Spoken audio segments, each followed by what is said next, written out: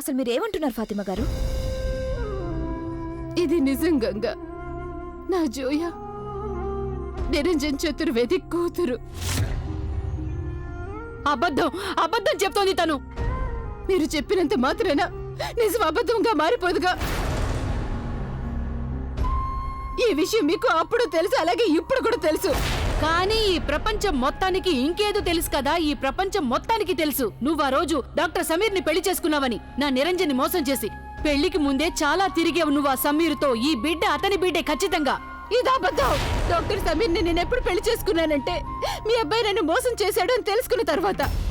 మీ అబ్బాయి నన్ను వదిలేసి విలాయికి వెళ్ళిపోయాడు. తను చదువు వంకతో కదా. నా దగ్గర నిరంజన్ అడ్రస్ లేదు.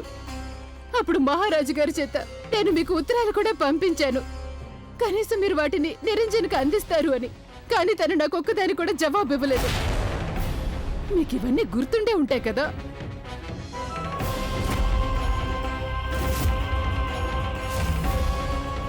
గుర్తుంది, అన్నీ గుర్తున్నాయి నాకు. నేనేవీ మర్చిపోలేదు. ఎన్నో ఉత్తరాలు రాశావు నువ్వు. జవాబు వచ్చిందా? మా అబ్బాయి నిరంజన్ నీకు జవాబిచ్చాడా? లేదు. తన దగ్గర ఏమైనా జవాబు ఉంటే కదా నీకు జవాబు ఇవ్వడానికి. నేను నీకు చెప్తాను తను ఎందుకు జవాబు చెప్పలేదని. ఎందుకంటే నిరంజన్కి తెలిసిపోయింది నీ నిజ స్వరూపం గురించి. నువ్వు ఎంత పెద్ద మోసగత్తివో వాడికి తెలిసిపోయింది కాబట్టి. నువ్వు నీ పాపాన్ని నా కొడుక్కి అంటగట్టాలని చూస్తున్నావా? నీ అక్రమ సంతానానికి చతుర్వేది కుటుంబం పేరుని ఇవ్వాలని అనుకుంటున్నావా నువ్వు?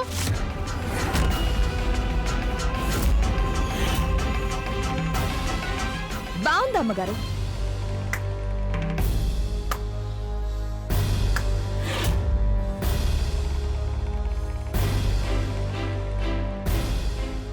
చాలా బాగుంది. ఇదే పర్ఫార్మెన్స్ కొద్ది రోజుల క్రితం కూడా చూశాను. ఇవే డైలాగ్స్ కూడా విన్నాను మీ నోట్ నుంచి. ఈ రోజు మళ్ళీ మాట్లాడుతున్నారు. ఏమీ మారలేదు. అదే మీ చతుర్వేది కుటుంబం, మీ అమ్మాయి కప్పు కొడుకు మా ప్రేమ వలలో ఇరుక్కుపోవడానికి సిద్ధంగా ఉంటారు. అప్పుడేమో మీ నిరంజన్, ఇప్పుడేమో మీ సాగర్.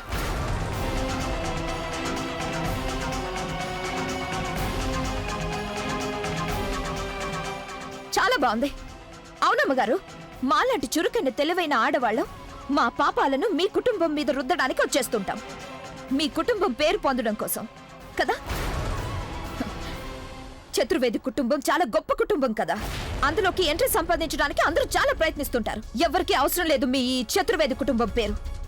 ఎలాగైతే జోయా మీ కుటుంబం పేరు లేకుండా పెరిగిందో అలాగే నాకు పుట్టబోయే బిడ్డ కూడా పెరుగుతుంది. ఇదిగో అమ్మాయి,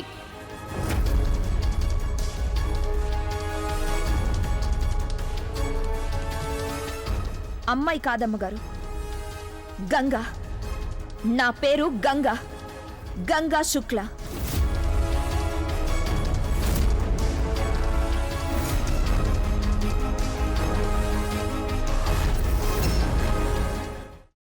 అమ్మా, అలాంటి వాళ్ళది నిజమైన ప్రేమ కాదు, అది వ్యామోహం.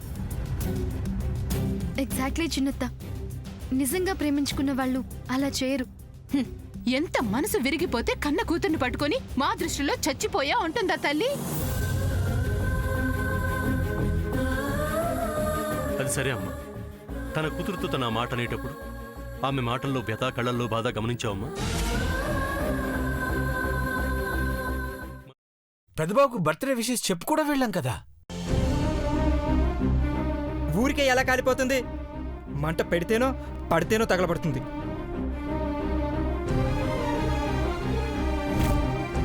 కరెక్ట్ చిన్నబాబు, నీకొచ్చినట్టే నాకు డౌట్ వచ్చింది.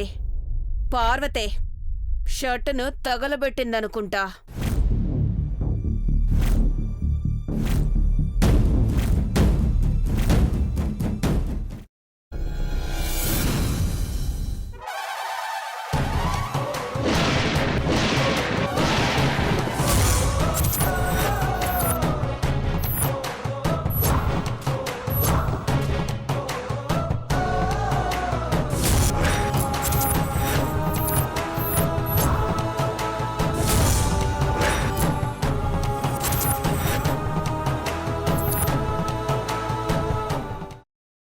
తర్వాత పొట్టు తీసేసి చాప్ చేసి పక్కన పెట్టుకోవాలి.